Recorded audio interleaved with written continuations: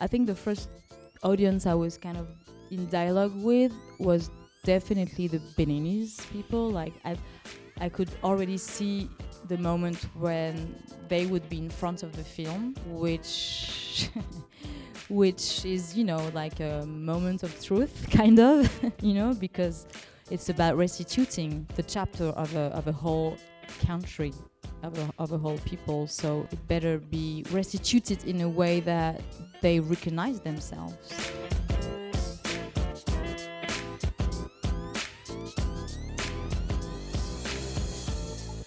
I wanted to start by asking you, when did you start thinking about the voices of these artifacts and what they might have to say? There are two different starting points. One that, I mean, the last one is 2 weeks before the sequence of the Quai Museum, which is the day I found out through the press that this specific repatriation of the 26 treasures from Dahomey to return to Benin was happening, which once again was only 2 weeks in between that revelation and the trip, which is 2 weeks to set up a shooting. But the original, and I already knew that I wanted to give back the voices to these treasures. But the original idea was in 2017, while I was actually finishing writing Atlantics, my first feature. Yes, give it up for Atlantics. And French President Emmanuel Macron, which I don't adore to cite.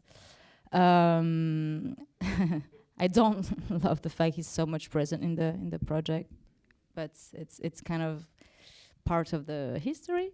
Mm-hmm. So yeah, he made a discourse in 2017 announcing that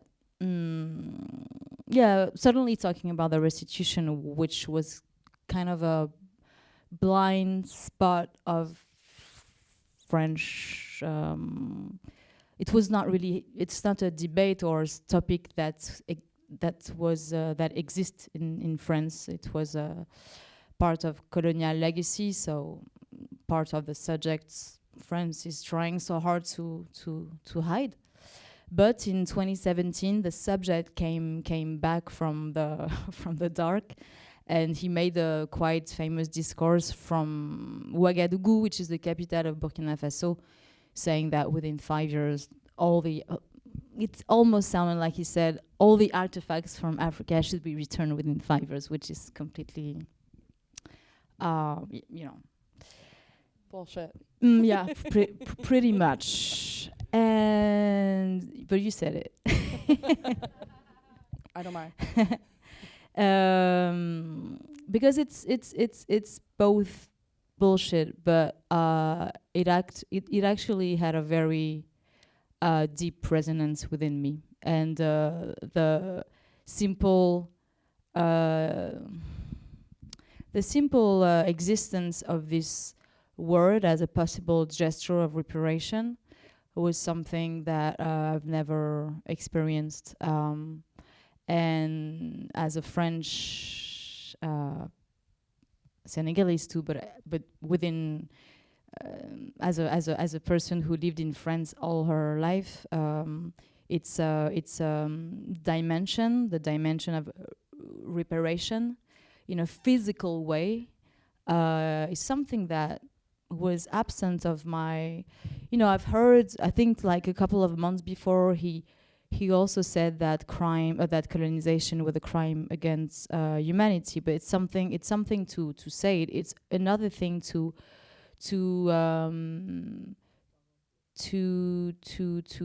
hear that maybe within a couple of years, actual physical objects will be returned. And so it was a shock, and it also felt like the crashing of a huge taboo, which is something I really felt physically. And I felt while I was finishing writing Atlantics, that my second feature would probably be about that, because I was very attentive to the physical reaction all my body and soul had after the word restitution was pronounced. I think what I first wanted to kind of exercise within me was I was very shocked to witness that the topic of restitution um, was something that stayed in a very blind angle of my conscious. Like, for example, when I was 20 years old, the skeleton, the human body rests, les restes, remains. Thank you. The human body remains of Saji Bartman, the Venus Hottentot, the Black Venus, was repatriated in South Africa. And in France, at that time, I was 20, there was a very cold silence around that repatriation. It was not a subject. Nobody would talk about it. It was kind of like it was almost like France was waiting for the trip to end. Like, okay, like it was really obvious that it put the whole country full of shame. Like we were not looking there. And I remember this very well, and I also admit that I also kept something very, very glaçant, chilling, yeah, icy. Also, I remember of this, and I also, because I'm also part of my history, I also felt I was not really ready to face the violence of that history at that time. Like, I also kind of looked the other way, probably for other reasons than other people would do that. But so, it's a very heavy legacy. And I guess that when in there is the first step, 2017, to have the intuition that I would dedicate a feature to that topic. And immediately, almost a couple of hours after having felt I will be talking about this, the idea of having an African mask telling his own story at the first person, from the day of his capture until the day of his return, which I was imagining in the future, like in 2070 or in 2080, because I could not imagine repatriation or restitution from France to happen before a very faraway future. So to me, repatriation, restitution was also really connected with an idea of a future and utopia. Voilà. And so when in 2021, kind of at the end of the lockdown tunnel, when I heard this in the press, this film I imagined in the future became the present times. Yeah. So it was quite vertiginous to have the feeling of both jumping in a film that would be a documentary because I was dealing with a real material, but at the same time an anticipation movie, because the fiction I imagined became real, and not only real, in 2 weeks, So it was pretty crazy, extremely rich in terms of the real historical events as a filmmaker I was able to work with.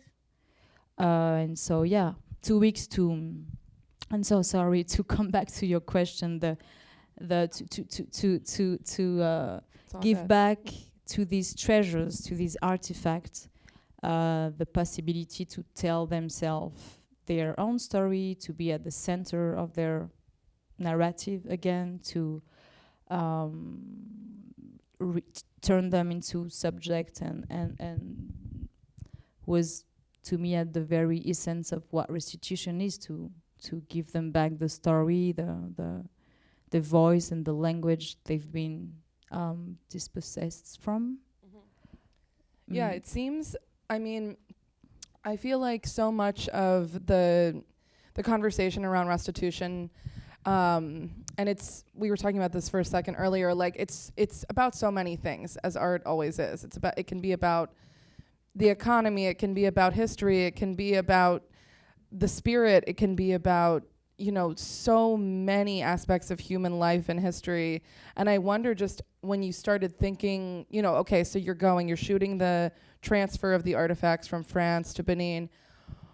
Did you know what you wanted the whole scope of the film to be at that point? Because, you know, there have been, I think, some documentaries about like the return of some Greek or Italian artifacts, but did you feel a need to explain the entire thing to people, or just you wanted to, how did you think about that?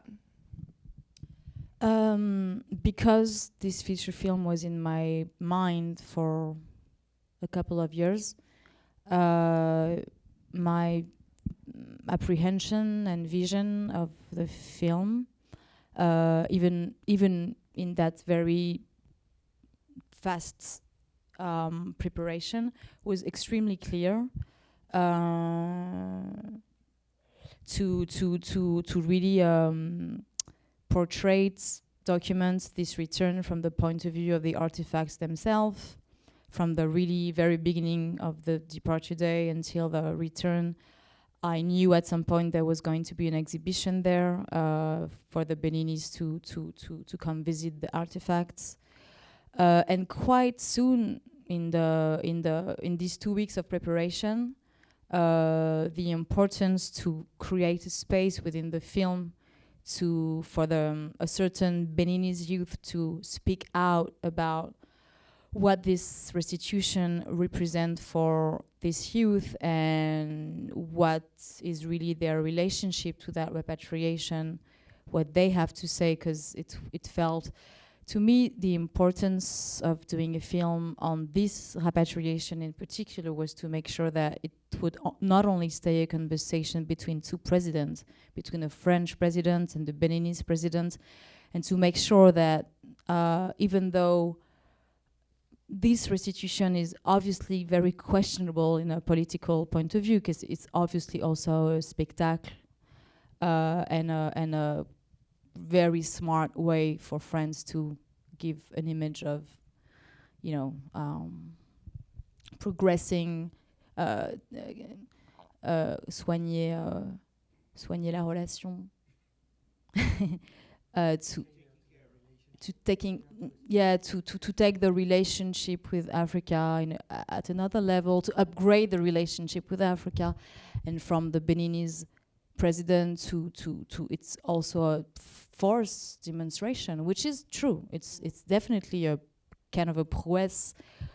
Ça n'existe pas.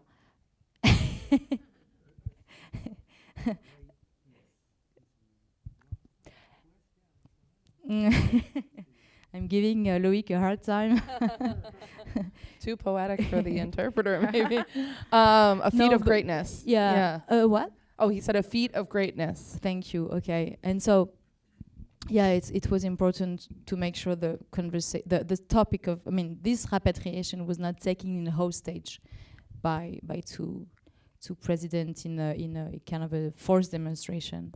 And so to the film, for the film to embody the idea of what restitution is or should be or means to me, at least. And so to make sure that the film also creates a space for this debate to be restitute, and in its complexity, in its nuances, because it also felt like I was in need to hear a conversation about that topic that was really at the level of the complexity of the issue. And it felt like if there was a category of people or a community that should be heard primarily about this were these young students. And so voilà. And so very, very, like, this film, as it is structured there, came to me quite rapidly. It was obvious to me that it was the two point of views that needed to be, yeah. And these two blocks, like the return, the debate, came quite. It's the most. It's from all the films I did. Like Atlantics was definitely a struggle to write. It was my first fiction, but this one was like really. I don't know. Like I saw the film and I did the film. Yeah, I mean, it makes sense because it does have a very, very clear vision, even just watching it now. Like, it feels like I was saying, it just feels like less complicated than you hold all the complexities, but you don't feel overwhelmed by them when you're watching it. I wonder what you learned from those students in that debate. But saying that the gesture felt very gracious doesn't mean I wasn't dealing with extremely complex realities to frame, because as you see, so many layers, political, historical, social, spiritual, and there is within the whole journey that you've just experienced so many layers of of what I've just said, but also there's also within, like especially in Benin, as soon as I arrived, as the treasures arrive, you see that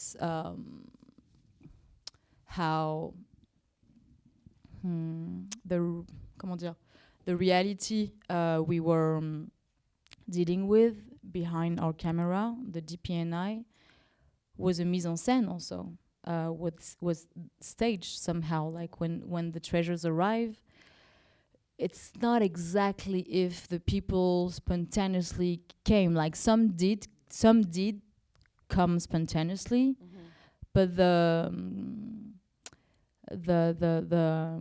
just to give you an example of the complexity, the complex situation we had to deal with, like a narrative was also staged in Benin during the whole, because it's also the mise en scène of a nation, of a government, and it was very delicate within the different staged moments we were facing to stay very clear on what was the gaze of the film and what I was trying to deconstruct, at the same time as trying to to restitute a portrait of a moment, a portrait of a people reconnecting with.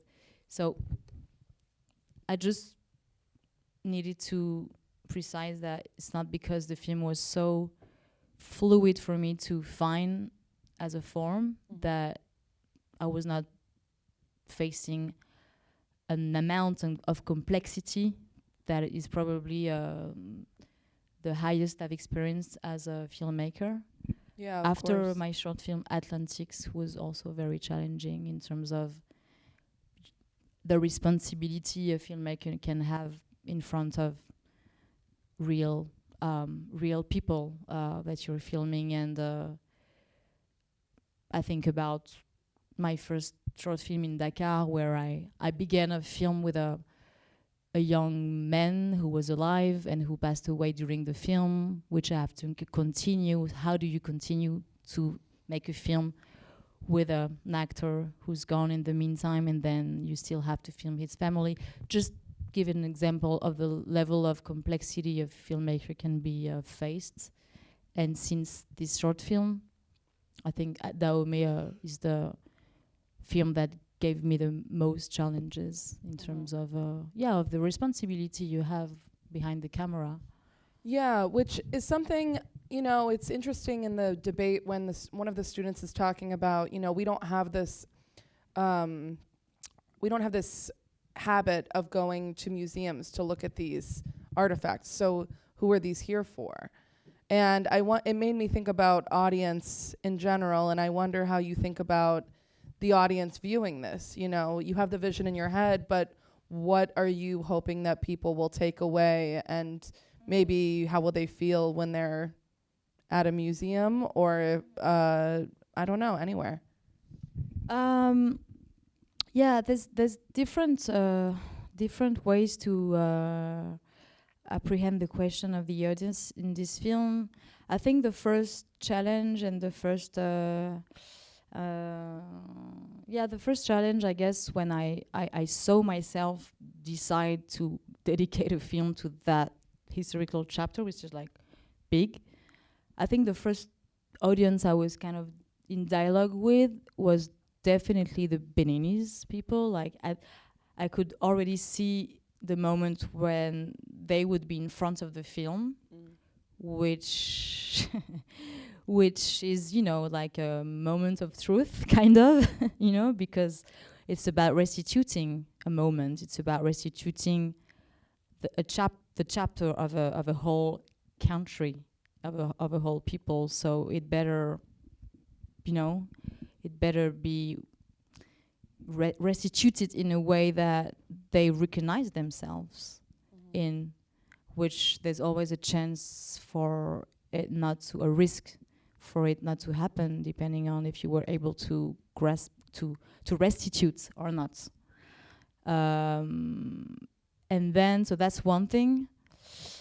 And the other thing is, but this, I think it was more at the moment of the editing that it became a very important question. I think it's a film of amongst all the films amongst the films I made, that is the one which give the most space to the audience to interact. I think it's the film in which the audience has the most space to question, to think, and to take a role in the film, facing history, facing present, facing past, and concerning colonial legacy. I feel that I put, I mean, we can talk about it actually, but I think I put the audience in a place of entering in a relationship with that colonial legacy reflection, more than and this, I don't know if it's really well said in English, but I really like this idea of putting the audience in a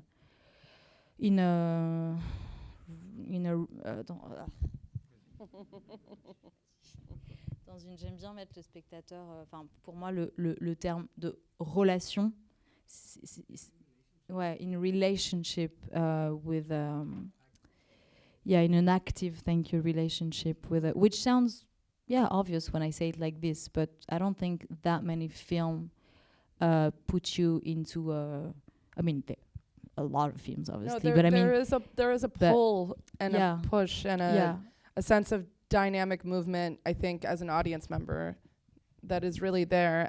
That's something I have to wrap up, but that's something I was really fascinated by also, is the way you kind of conveyed like a sense of metaphysical something in some of these scenes that are more quiet, because we don't always hear the voices of the artifacts, but we feel them sometimes even when we don't hear them. And I guess we'll leave it there. I really appreciated that. I loved it.